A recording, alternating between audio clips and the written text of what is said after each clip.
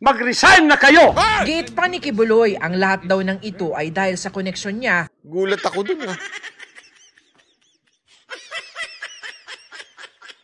So magtatanga-tangahan na lang kayo? Ano magtatanga-tangahan?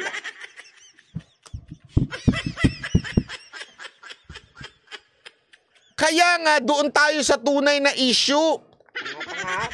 Ayoko na! Daming tanga! Kay dating Pangulong Rodrigo Duterte at kanyang pamilya. Ako po ay sinasaktan sa lahat ng paraan ng mga false accusation, false allegations na ayaw naman nilang pumunta sa korte. At ayan, sangayon ako dito.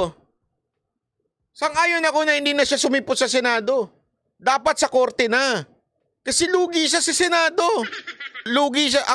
Agree ako dito. 200%. Huwag kang pumunta ng Senado. Kakatayin ka lang dyan. Tapos pag sumagot ka, iko-contempt ka. Wala yan. Sarswela lang yung Senado na yan. Huwag kang pupunta dyan. Tama siya dito sa sinabi niya. Dapat sa husgado. Kaya lang, baka naman mamaya hamon ka ng hamon sa husgado, tapos pag nag-issue ng warrant yung husgado, di ka naman sumipot. So, sipot ka kasi hinamon mo sila sa husgado dalhin.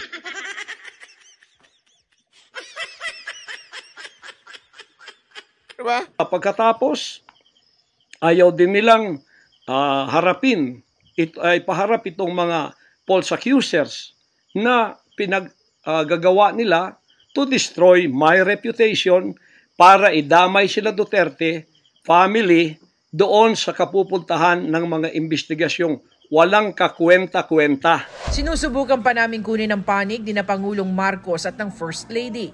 Sabi naman ni Speaker Romualdez, wala raw basihan ang alegasyong nakipagsabuatan sila sa mga banyaga at paraan lang daw ito para malis ang atensyon sa mga seryosong usaping legal. Pinayuhan niya si Kibuloy na harapin ang mga ito sa tama at legal na paraan at respetuhin ang mga legal na proseso. Sabi naman ni Senator Risa Ontiveros na chairman ng Sabi nila nasa China daw siya ngayon. Ewan ko if totoo. Parang hindi. Kasi naririnig ko yung krrr, krrr, krrr. Naririnig nyo? Magsasalita siya. Krrr, krrr. Feeling ko nasa ano yan. Nasa Timor-Leste. Joke lang. Feeling ko nasa ano yan, nasa ano pa yan. It's either nasa Malaysia, Indonesia, yung mga ganyan lugar. Sa China kasi iba ang tunog eh. Quack! Quack! Quack! Quack! Ganun sa Japan eh. Japan, China, Hong Kong. Quack! Quack! Diba? May manok pa sa background. Pagka mga ganyan, mga Indonesia yan, Malaysia. Subukan mo mag-live sa Japan. Ang daming ganyan. Committee on Women and Children na nag-iimbestiga kay Kibuloy, harapin na lamang nito sa Senado mga alegasyon laban sa kanya. Huwag pong pa-victim. Ang hinihingi lang sa inyo ay humarap sa mga legal na proseso. O, yun pala eh! Eh, bakit sa Senado? Kung gusto mo palang legal na proseso, that legal process is in the court, not in the Senate. Ay, naku ka, Ontiveros. Tapos, babasahin mo lang. Isa kang ano.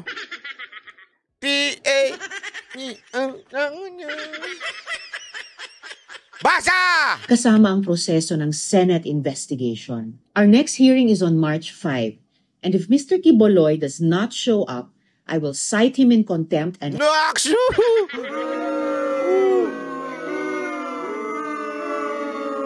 May pa-cite in contempt ka pa dyan. Kursunada mo lang siguro si Kibuloy. Hindi, feeling ko kursunada mo lang si Kibuloy. Kasi nga, single si Kibuloy eh. Di ba? Wala kang karapatan, doon ka na lang sa ano. Hindi, alam mo, dapat talaga... si Ontiveros eh. Huwag nyo na kasing iboto to, parang awa naman. Boto pa kayo ng boto dito. Natuloy. Have him arrested. Sa mensahe ng FBI sa GMA Integrated News, itinanggi nilang may reward para sa pagkakahuli kay Kibuloy. Pero may active warrant pa rin para sa kanyang pagkakaaresto. Yun yung sinabi daw ng FBI. Yun, in-interview ng GMA. Wala naman daw reward. Ang meron lang, kaya lang, sabi ko naman sa inyo wag lang kayo maingay, baka mahanip pa yung ano ko Baka di ako makapunta sa San Francisco. Sabi ko naman sa inyo, hindi ako naniniwala pag si Amerikano nagsalita. Pag Amerikano nagsabing, hindi, walang reward. Panoorin nyo yung documentary na kung paano nahuli si, pangalan nito? Yung erorista. Alam nyo kung paano nahuli? Sumuhol sila. May bit-bit silang, bag. Parang yung bag na binigay di umano kay Romualdez. Dun sa Okada. Di umano yun, di umano. Hindi, napanood nyo yun, yung documentary na yun? Sa kung paano hinuli ng mga sundalo ng, ilan lang sila? 12 lang ba sila? 15 lang na sundalo? Bin Laden! Oh, kilala niyo si Bin Laden? Ilocano talaga yung si Bin Laden! Hindi po talaga, hindi Arabo yan. Ilocano yan. Si Bin Laden! Hindi, napanood niyo yung documentary na yon? May bit-bit silang bago. Sinuhulan nila yung kalaban ni Bin Laden at saka yung mga magsusuplong. Ibig sabihin, ginagawa talaga nila. Ginagawa talaga nilang manuhol o ginagawa nilang mag-reward para po para humahuli ang mga tao-tao. Kaya ako dito sa part na to, feeling ko merong basihan na talagang gusto siyang ipahuli ng FBI. We do not know how important, kasi isipin nyo remember this. Why would America spend so much time and effort in getting Kibuloy? Isipin nyo na mabuti ito. Sa dami-daming kaaway ng gobyerno ng Amerika, naintindihan ko pa kung gusto nilang ipahuli yung mga teroristang nag-terrorize ng bansa nila. Okay, yung mga na-involve sa 911, I would understand that. Diba? Because may reason sila. So, if they would spend so much money, it's justifiable. Ang tanong ko dito ay ito. Bakit mag-aaksaya ng panahon ang Amerika just to get Kibuloy? Anong mapapala nila? Isip tayo. Isip. Anong mapapala nila? May sumagot na. Sa tingin ko, yun din ang sagot ko Alam nyo kung ano? May punto siya. Kung hihingin ng gobyernong ito. That's the only reason para gawin ng Amerika yung dapat nilang gawin. Yun lang. Kasi ako, kunwari, Amerika ako, mag-aaksaya ako ng pera, oras, tao, para papuntahin. Diyan sa Pilipinas, tapos hulihin lang yung dapat hulihin. Why would I waste my time? Ang laki. We are America. Why would we waste our time with one Kibuloy? Maybe, sa akin nga ito, ang possible talaga, pag hiningi ang ulo niya ng gobyerno natin. Yun ang sa tingin ko. Hindi yung yaman, wala lang. Hindi naman ganun yung masasabi mo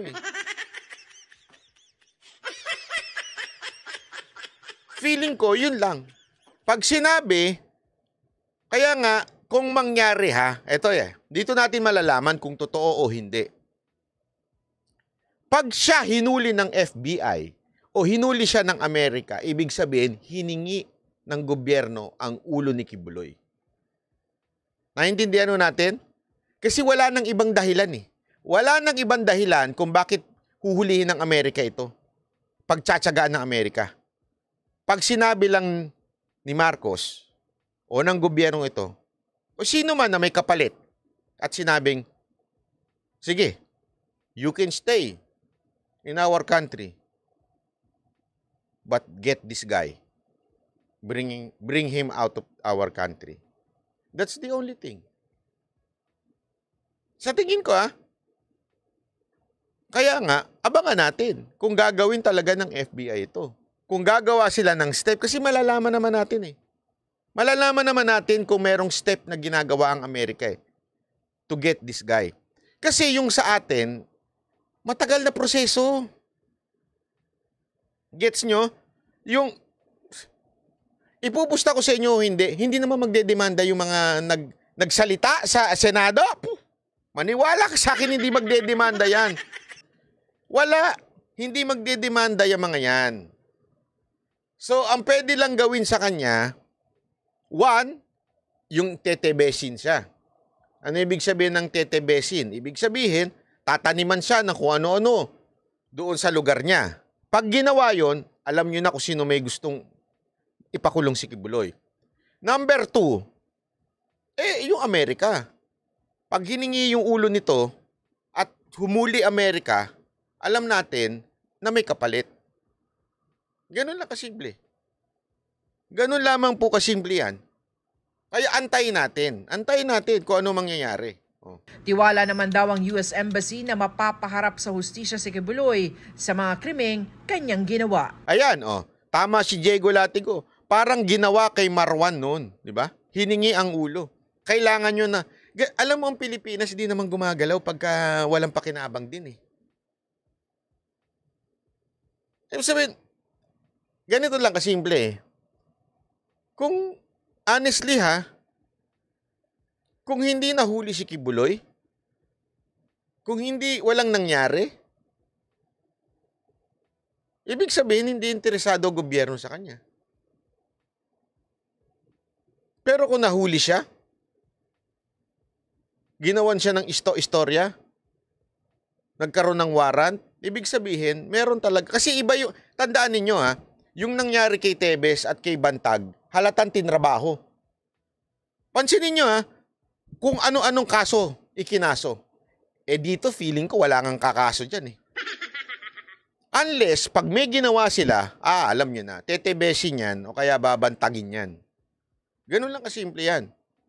So, ano tayo? Kaya ako ino-observe ko kung anong galaw ang gagawin nila. Magsasalita ba ang mga Marcos tungkol dito? Hahayaan lang nila mag-ingay? Alam mo yun? Observe tayo. It's too early. It's too early to say kung ano talaga ang nangyayari. Huwag tayo kagad maghusga na, tama to. Mali to. Antayin natin. Relax. Sabi nga. Kalma. Yan. Kalma lang. Easy lang. Kaya namatay yung sub dahil sa cash reward ng Amerika. Hindi, kasi nga, yun na nga. May interest ang Amerika. Doon. Kasi nga, di ba, isa yun sa nakikita nilang, nakikita kasi ng Amerika talaga, nagiging training ground to itong Pilipinas. Kaya nga tinatarget nila yung mga terorista na nagpupunta dito. Di ba? Dito nila. Hinihingi nila talaga. Ngayon, I don't think, eto sa ngayon, di pa naman terorista si Kibuloy. Pero pwedeng maging posibleng terorista na yan. Kasi kayang gumawa ng gobyerno to ng terorista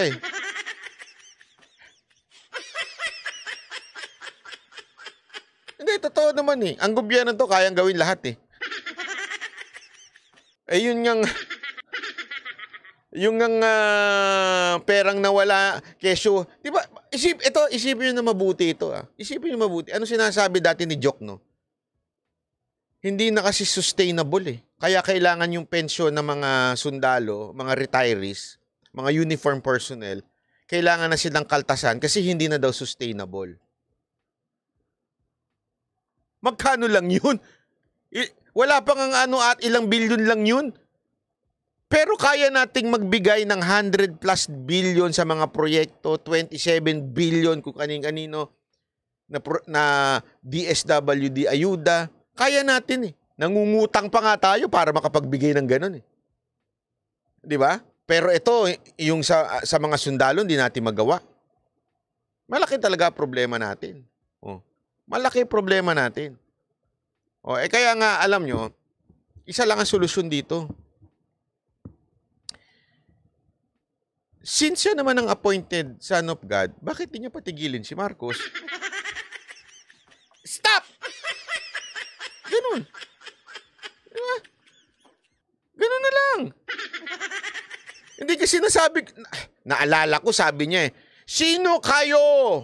Hindi, naalala ko sa preaching niya yan Ako ang may-ari ng kalangitan at ng lupa. Ang Diyos Ama ang aking tatay. Naalala ko yan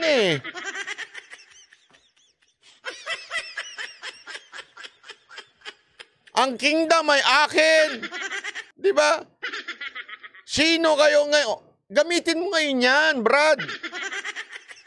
Yan ang inaantay ko Di ba? Kung talagang propeta ka na you are claiming to be,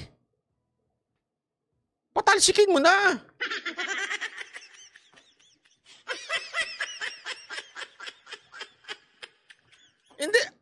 Hindi ko siya binabatikos Binabalik ko lang sa kanya yung lahat na sinasabi niya. Sinabi niya kasi yan, alam nyo, nung bata pa lang ako, eto maniwala kayo sa hindi. Kikwento ko ng konti lang. Ang laki ng impluwensya ng tatay ko sa akin. Kakapanood na niya news, na kahit ako, buwisit ako nung pumapasok kami sa eskwelahan, nakikinig siya ng AM, yung palang kababagsakan ko parang gano'n na rin. Commentator. Pero isa pang hilig na pinanonood ng tatay ko noon, si Soriano, si Eddie Villanueva, si Kibuloy lang ata hindi niya hindi pinakinggan Ang hilig niya sa mga ganyan. So ako naman, nakinig na rin. Kay Kibuloy, kay Soriano, lahat pinakikinggan ko. Lalong-lalo na pag nagdedebate na. Tuwang-tuwa kaya ako dyan. Tuwang-tuwa kaya ako pag nagdebate sila kasi iba talaga si Soriano Sorry pero matalino talaga pagdating I do not agree doon sa kanyang ginagawang debate. Okay? As a pastor, I believe hindi dapat makipag-debate. Okay? That is something my belief. Pero yung mga debate niya, pasok sa banga. Pasok talaga sa banga. Tablado yung kalaban lagi Yun po talaga ang totoo Kaya nga nung pinapanood ko yung sabi ko. Tapos nakita ko to si si Kibuloy, sinasabi niya na he owns the kingdom. He owns the earth kaya walang Naalala niyo pa yung si Demonyo? Naalala niyo kung sino yung si Demonyo? Sino nakaalala nun? Kahit yung pinanonood ko nga yun kasi si Demonyo, puntahan ko mga busayap. Hanggang nagkapayat-payat na siya. Naalala niyo yun? Ayun, matalino lang nakakaalala nun. Ayun, si Wildy Almeida. yung Jesus Miracle Crusade.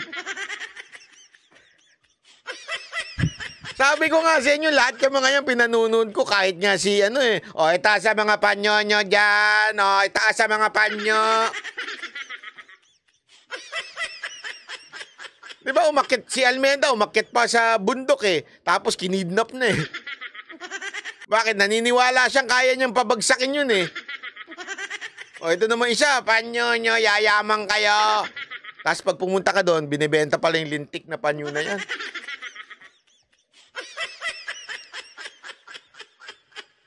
Ay, nako.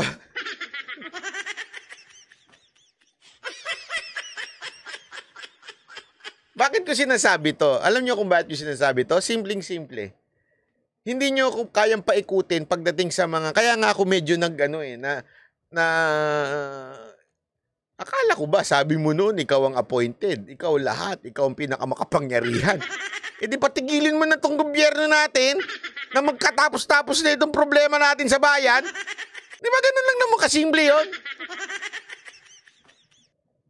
Mantakin mo, ginastify niyang appointed son of God siya.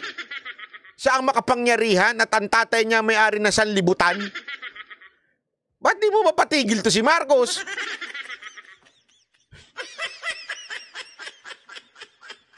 Hindi, yun lang naman sa akin. Gusto ko hindi ko siya nilalait ha. Gusto ko nga niya ipatigil Para tapos na usapan. Ang dadaldal natin dito Sasabihin lang naman niya, since I am the appointed son of God, stop. Resign. Tapos. Tapos malapit na daw. O sige, antay tayo. Pwede bang medyo bilis-bilisan ng konti?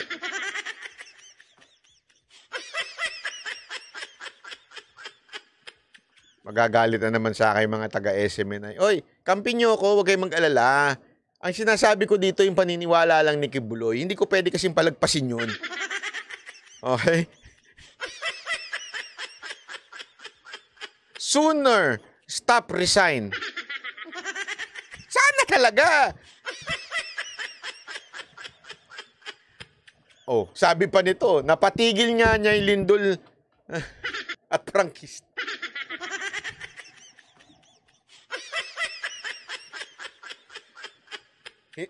Sandali lang mga kababayan hindi ko po siya tinatawanan. Gusto ko nga mangyari yung sinasabi niya. Sana nga gawin na niya na matapos na tayo. Okay na? Dito kay Kibuloy o may question pa kayo dito kay Kibuloy?